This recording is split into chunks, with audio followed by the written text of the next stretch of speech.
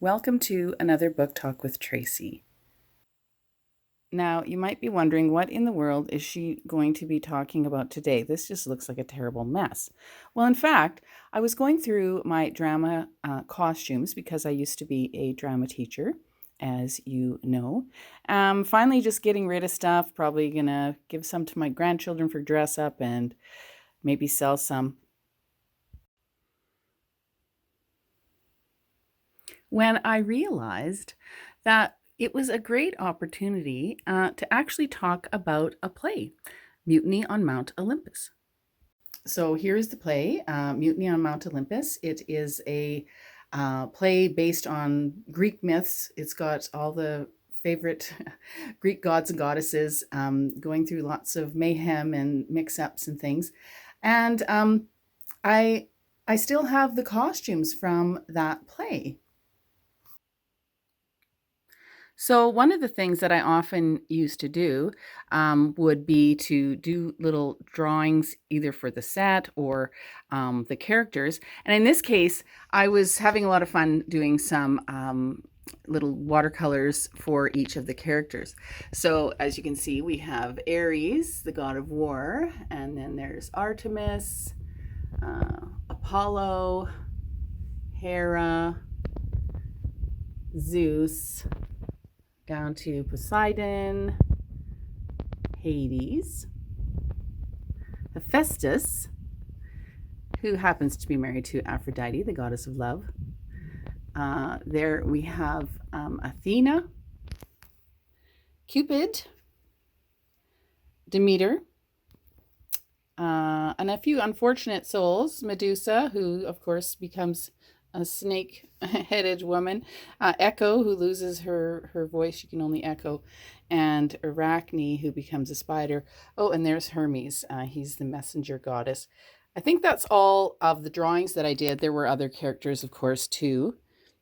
So one of the things that I was very fortunate with this play, and with several others too, one of my daughters actually went to fashion design school. And so she often would help me with the costuming.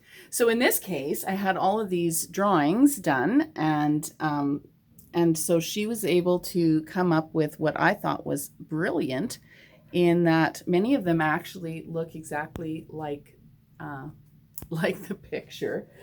So I wanted to show some of those to you. So we have this was Artemis, and of course, or not Artemis, sorry, Ares.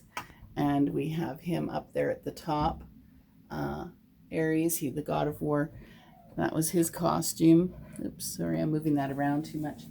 And look at his beautiful helmet. Oh my gosh, like what a great helmet. So he had this helmet. You know, and of course we bought the cheap plastic, but you know, the big shield and things. So that was really cool.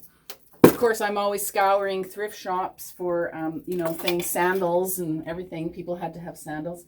I love this one here. This is Artemis. She's the goddess of the hunt and the moon, and just a beautiful dress. You know, she wore, she had some gauntlets that she wore as well. Where they went, but made out of the same material around her arms and stuff. And of course had her bow.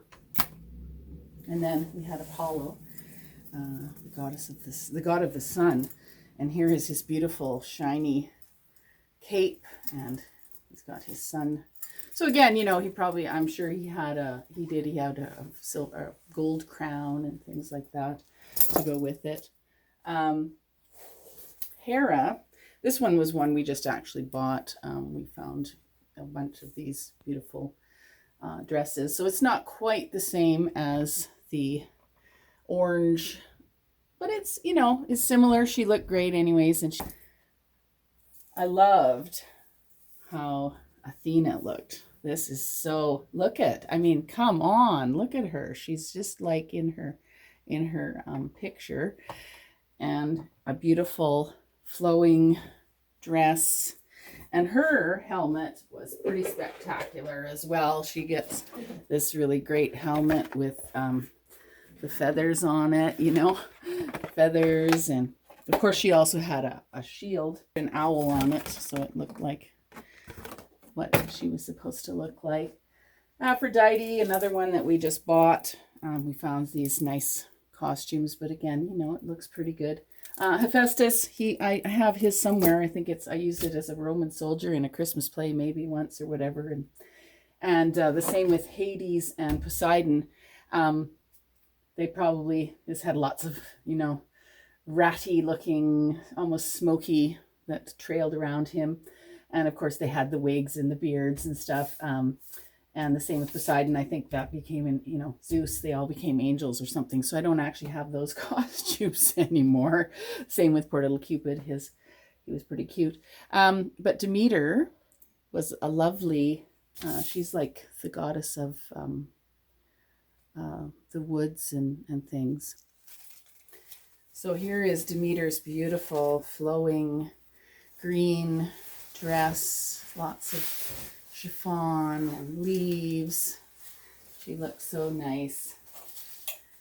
Medusa, I don't have hers anymore, but we just glued a lot of little snakes to a wig.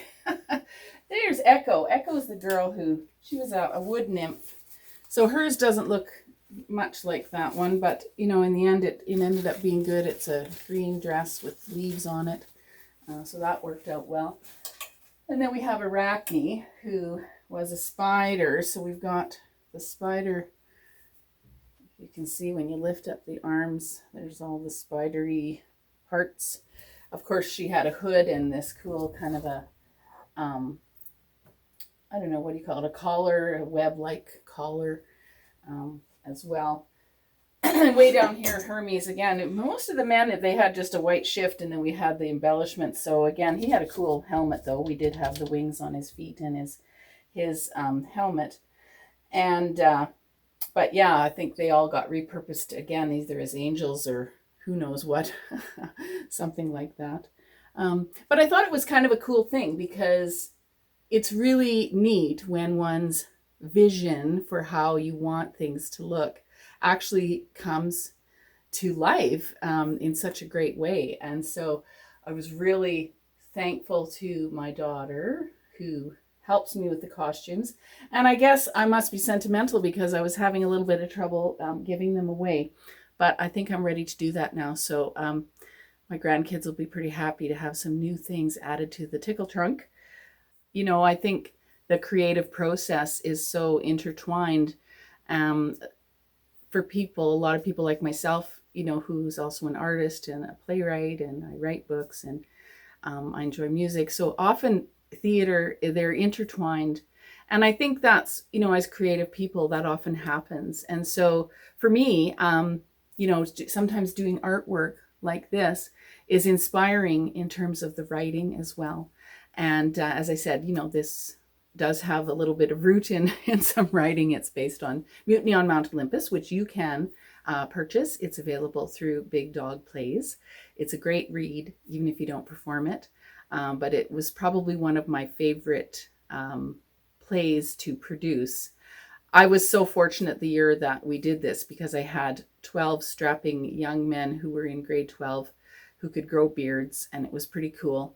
That usually doesn't happen as a drama teacher. Usually you have more females than males, but that was a unique year for me, and I really enjoyed producing that play. In any case, may I encourage you to pop over to my website. You can read more about this play or any of my plays or any of my other books. It's tracykrause.com. There's no E in Tracy. There are 2 S's in Krause. And when you go there, I do appreciate comments. I appreciate, you know, if you've read any of my books, if you leave reviews, they're so valuable. And in any case, it is really great to talk to you today, and I will see you next time on Book Talk with Tracy. Bye for now.